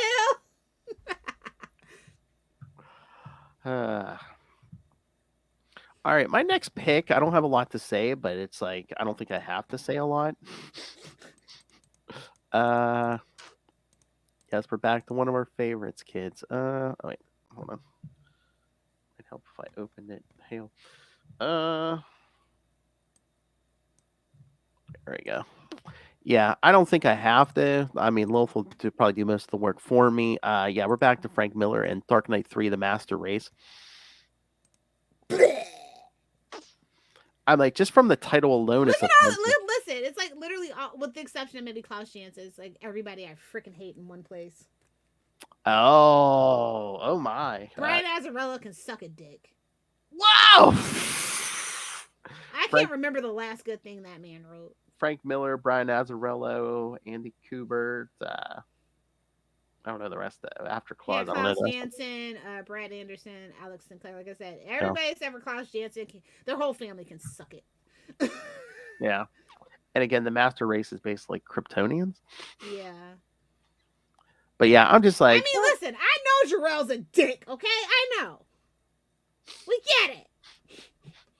If you watch Krypton, you know, you understand. If you watch Smallville, you know, you understand. But then this is blown way out of proportion. But then it's Frank Miller too, so it's like, so he hates it with a passion. Well, it's Frank Miller too, so is he saying, "Oh yeah, all immigrants are evil"? Of course, it's like, baby, do you really feel that way, or are you just trying to make money? I'm never too sure.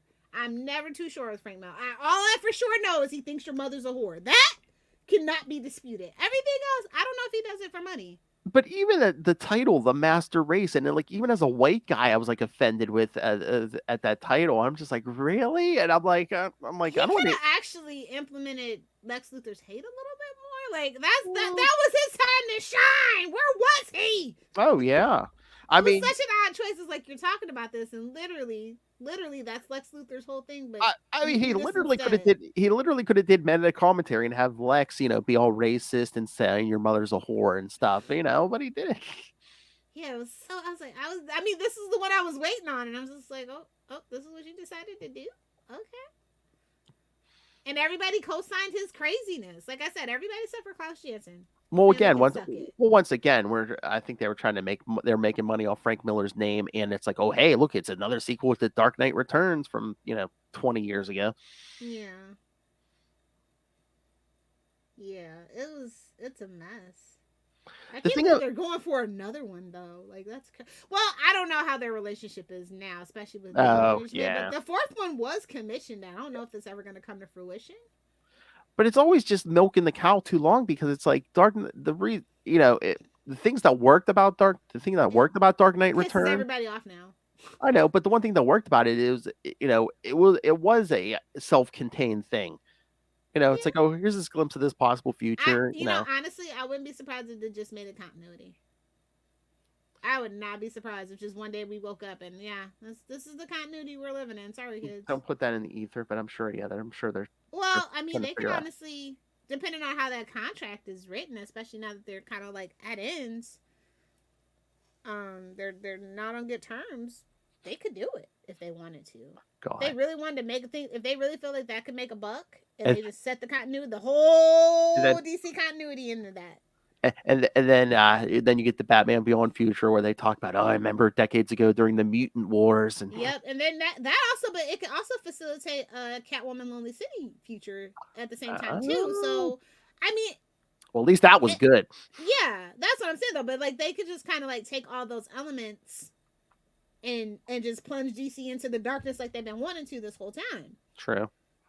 I mean, if that's what they want to do, if they have a better idea than trying to pretend to be happy all the fucking time, because they suck at it.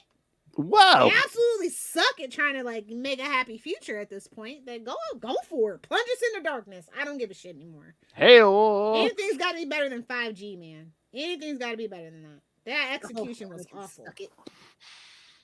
Our whole family can suck it. DC, they're grasping at straws at this point. So I know.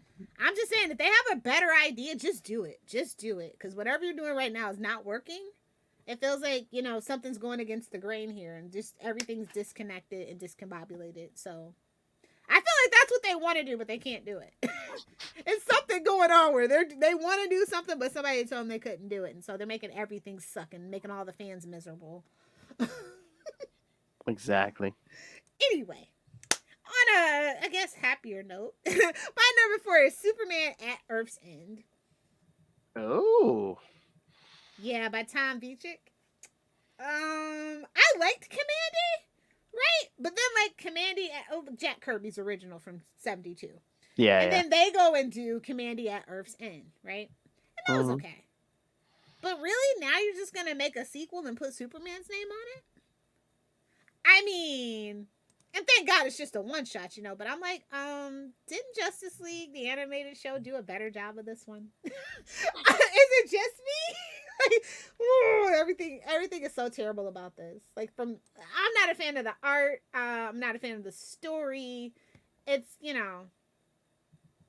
like, what are you doing? It's like Hitler's in it, like, when you got Hitler in, what year was that written? In 95? What are you doing? Writing a story with Hitler in 1995, like, you are a hack. Give it up. Oh! Like, why did they let you do this with Superman? Go spin on a glass bottle, okay? Wow. Like, I can't. Like, this is one of the worst Superman stories I've ever read in my life. Wow. Since you read Yeah. Electric Superman, kid. Listen, it's the power set of Electric Superman, right? And the reason for Electric Superman, right? And some of the stories are pretty cool. It's just the concept and the reason behind it that I just, it's a cash grab. Oh, yeah. And it really, really, and I love how people were electively able to not use Electric Superman. Looking at you, Justice League. It was that bad that people were like, no, we're not going to use it. Let me know when he's back to normal. No, my. You know what I'm talking about. So, yeah. It was that bad that they were like, no, you're not going to be in the Justice League with that terrible power set. Get the fuck out of here. Whoa. To the detriment of the Justice League, but, is what it is. All right. Did I show the picture? No? Oh, no, I don't think so. Let me show you what I'm talking about. This is awful artwork. Let me show you something. Oh, yeah, I remember that. Yeah. Like, who is he? Fucking Santa Claus? On steroids? Oh. A big 90s big gun. Yep. In a pouch, yeah. Yeah, I remember that He art. looks like an X-Man. Like, what is that? I remember seeing that art and thinking, nah, it's okay. I don't need to read that. Yeah, you don't. Nobody does. I should sue for freaking mental damage. For emotional damage compensation for it. I want it. Hey, I have enough evidence. Yeah, she is mentally damaged, kids. Hey! Hey! I resemble that comment. Do you want money? I said I resemble that comment. All rape and murder, I'll tell you that. All right. So how many do you have left? Because I only have like 2 left. I have 3. Okay. So do you want me to go next? Yeah, go ahead. All right. You knew I was going here, kids. So yes, my penultimate, take a drink, future Lilith, choice is, of course, 1990 is that 1996, 97? Heroes Reborn. Okay, I can cross that off. That was my number 1. Okay, and yes, take a look at that big titty Rob Liefeld Captain America, kids. Why Yeah, does he look like that? because it's Rob Liefeld. Yeah. Tiny feet, big titties. Fetish. Yeah, you got that Fantastic Four and This Iron Man. wasn't your number 1. That's interesting. No, oh yeah, no. I put some thought into this. Yeah, no. Okay. I find more number 1 more despicable than this. So. Yes, kids. Wow. Trying to get the sales up on the Fantastic Four, the Avengers, Captain America. And, yes, we shunted these characters into another dimension where yes, the Image people got a hold of them, and yeah. I mean, the Liefeld thing didn't even last the full year that this whole event was. I think Liefeld was off by like issue 6. Yeah. So yeah. I mean, at least you got like some Jim Lee, like Fantastic Four and Iron Man art, which you can see on the left there. Which I don't even think that's the best example of it. That I remember seeing even better shots of. Oh yeah. But yeah, this story was winding and unnecessary and convoluted. And the Avengers book was even worse because it's like by the end we had like 2 Thors running around, and I was definitely getting out of hand if you had 2 Thors. And the weirdest thing is like we separated Hulk from Banner for this, so Hulk stayed in the regular Marvel universe. Banner comes to Heroes Reborn, gets hit by gamma rays, and becomes another Hulk. Yeah, I remember. Poor Peter David, man. They're just like, no, we're gonna, you can keep the Hulk book, but you're not gonna have Banner. You're just gonna have Hulk. I mean, he made the most. He made it work. I mean, yeah. He made the most of it. Don't get me wrong. Yeah, no. I mean, he wrote a pretty petty Hulk, which I loved, but Yeah. It was a little inspiring. I think he was petty because they were being petty with him. Honestly, it was a response. I think it's a lot of, when you go back and read it, when you know what's going on, I definitely think there's a lot of meta in that book for sure. Oh yeah, yeah. So, yeah, it's awful, and I can't wait to get drunk and tear it apart. Yeah. Issue by issue. Oh, really? Or were we just gonna? I mean, I don't know. I mean, do you want to spend the time and do 4 13-issue series? Summer. Oh my. That might have to be a couple episodes. Yeah, we could do it for the summer. That could be our summer event. Is that going to be... Anybody who wants to get in on it, feel free. Is that going to be Patreon or is that going to be Salty and Petty? Oh, that's going to be Patreon. The F-bomb's going to be dropping. Oh, yeah. We can just like... Yeah, we can go off on Patreon. So we can give them like a little sample in other places. Like you can do it on Marvel Tales and Spider-Man. Like, hey, don't forget to listen to the Patreon this week where we're still tearing Heroes Reborn apart. Here's a sample. I was gonna say, Justin, do you want to touch this? But if I say Drunken Lilith Hellfire is gonna be there on Patreon, I don't know. Send in your hate back. The Summer of Hate. Oh yes. Yes, do it. Make it so, sir. All right. So should that be our Patreon episodes for May, June, July, August? Yeah. Okay. Summer of Hate. Get on board. Oh, nice. Each month, kids, will cover a different series out of Heroes Reborn. So done. Okay, my number 2, Teen Titans: The Calling, Scotland Due. Oh my. Okay, if you're not familiar, this is the 2012 crossover story arc that relaunched the New 52. It covers Teen Titans, Legion Lost, and Superboy. Yes, I remember. Like, what the fuck was this, man? Oh, the villainous organization Nowhere? Really? And the Ravagers? Really?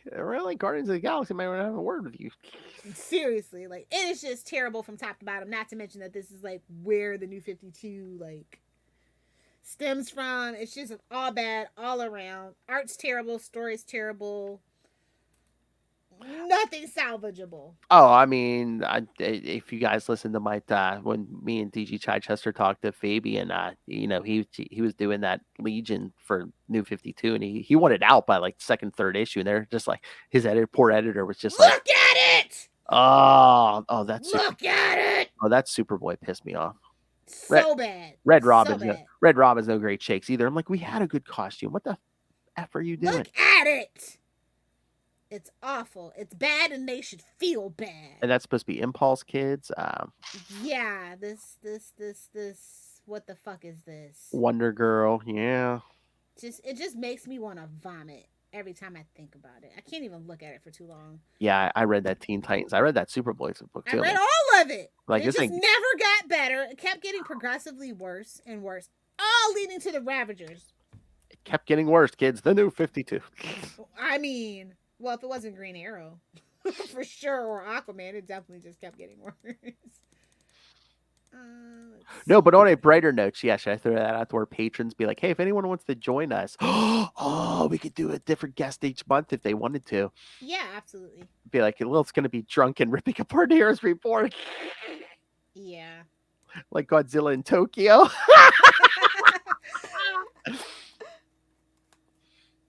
Oh yeah. Okay. My number one is another Rob Liefeld production. Let's see. Youngblood. Oh. Yep. It's as a 90s reader, I remember. A high-profile super team sanctioned by the U.S. government. Shaft. He had a freaking person named Shaft. Oh, didn't you? Hey, A teenager that transformed into a living block of stone. Vogue, a Russian fashion model. Chapel, a government assassin. Do these characters sound familiar? They sound familiar to me. I remember Chapel showing up in Spawn. They Yeah. tried to tie that in. Yeah, they tried, and they're like, "Get the hell out of here." A rock character. Where have I heard that before? Yeah, it's just he just stole so many concepts. Oh, yeah. X-Men. Just everybody, like even Alan Moore was just like, because he tried to have Alan Moore relaunch or revamp Youngbloods, and that one is actually pretty good. The miniseries Judgment Day. Yeah. But like his actual stuff that he did, and then it was like Youngblood X-Force back in '96. I remember those. I'm like, they were still trying to make it a thing 10 years later, and it's just terrible from top to bottom. I don't enjoy it at all. So Rob Liefeld's made our list at least twice here, kids. Yeah. But even if you know nothing about Youngblood, I mean, basically, you just look at that cover, it's like, okay, he ripped off Hawkeye, The Thing, the Punisher.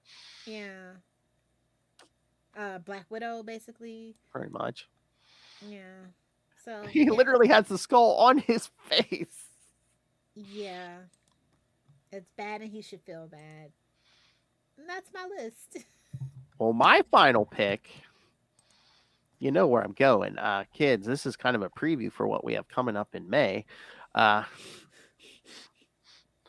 Yes, kids. Frank Miller once again, All-Star Batman and Robin, but I figured I'd give you some something pretty to look at. Vicky Vale. Jim Lee drawn Vicky Vale in bra and panties, kids. Sucking on her finger. I mean, a lot of things suck about that book, and that's one of them, but in a good way. Hey-oh. I mean, if you weren't thinking it, that's like, oh yeah, put the finger in the mouth. Yeah. Oh yeah, they definitely tried to have sex sell this book. I mean, because that's all it had to offer. The imagery, well, the violence, but I mean the imagery, and and literally the Batman. Violence, you get so bludgeoned to death by it, though. I know, but literally Batman and Black Canary doing it. Yeah, Ray. Oh please, you think he wants to see Batman doing anybody? Black Canary. Well, one of his favorites getting done by one of his least favorites. It's enemies to lover kind of thing, bud. Oh my, Batman, my favorite character. I cannot wait for Miller May. Miller May. Oh, yeah. I'm gonna give you a clean drop right now. Your mother's a whore.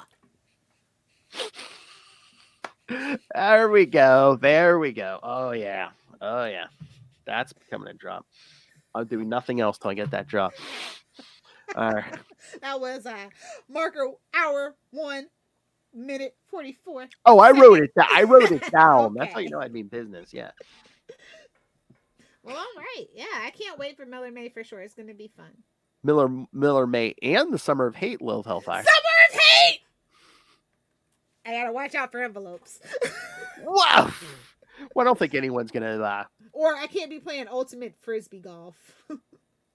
Frisbee... Frolf, Sherry. I was going to say, I don't think anyone's going to take you to task for hating Heroes Reborn. But yeah, I'm thinking, hey, if we can make it work, one month we have Ray, one month we have Justin, we can do Russell, and those are all our patrons. But maybe for the 4th month, we'll throw it out to Noel or somebody. Or Sure, yeah. Come back, not Brian Cronin. Come back. Ryan Roran. Ryan Ronan. I'm going to say, this summer, kids from CBR are going to see all these articles on Heroes Reborn. Because it's behind a paywall. That's how you know. Yeah, but I think you could still go to the Patreon and see the topic. You just can't, hear or see it. Okay. I think, yeah. I think you can disable that though, Hey. maybe. Unless somebody's paying $1 or more, you can actually disable that. I think. I don't know. It's been a while since I've futzed around with Patreon. Oh, nice. Then we'll get another new patron. And it'll look for at least 4 months. It'll look shockingly like Brian Cronin with a handlebar mustache. Like, Charlie, is that you? It is I, Turner D. Cronin. Turner D. Cronin. Nobody tell Brian. No. Nobody tell Brian. All right. Are we done? Yes, we're definitely done. All right, kids. Thank you for joining us for this. Sorry to make you listen to all this, Philip. That we get paid nothing for. No, I can't say that. We have 3 patrons. I mean, maybe one day we we'll love our patron elite. You should become one too. So we can make fun of you. And advertisers, we would love advertisers, but it's just. Yeah, where's that ball soap? I was gonna say maybe one day we'll crack $10 a month. Anyway, Dear Bang. Whoa, yes. Dear Arby's, actually. We didn't get You got Arby's. the meats. All right, kids. So yes, send us your thoughts. I don't know what we're doing next week, but it'll be good. From the twisted minds of the Salty and Petty podcast, what celebrity can get it next? Or if you have a suggestion for a topic up for discussion, email us saltyandpetty69@gmail.com. Or call the voicemail 614-382-2737. That's 614-38-CAPES. Or leave us feedback on our previous episodes. This one, the Super Mario one, any of them. So yes, and remember, find everything Capes and Lunatics, episodes, merch, social media at tubespace.io/Capes and Lunatics Podcast Network. That's tubespace.io/Capes and Lunatics Podcast Network. It's in the show notes. Lilith Hellfire, if people wanted to know more about the Summer of Hate, where can they find you? If you want to join me on my Summer of Hate on social media, you can only find me in one place, at least until they pry it out of my cold dead hands. That's on TikTok at Lilith Hellfire69. Please don't forget to hit that follow button because my content is for fans and friends only, not general internet consumption. Only fans. Either do the 6 or Only friends. Only Only for fans. Oh, let me check. Let me do the check. Onlyforfans.com. Try to donkey punch me now, bitch. Some sick bastard bought it. I just know it. Nope, still available. Oh my! I really should get on that, but I think it's funny just to do the check every time. I'm gonna be devastated the day we check it and somebody's already bought it. Oh, come on, Lilith. Remember, don't buy that, you internet. Our whole family can suck it. Maybe next week I can get around to it once I get settled in. Our whole family can suck it. All right, kids. I don't even remember what that was a reference to, but I agree. All right, kids. Thank you for joining us. Yeah, come back next time for something. I don't know what, but Hey-oh! trust me, Lilith will be crazy. But you have so much to look forward to. Miller May, Summer of Hate. Father Issues June. Hero. Oh my god, that's so funny. Your mother's a horror May, and then we're doing Father Issues for June because Father's Day is in June. That's so funny. Get it? You will. That's a threat!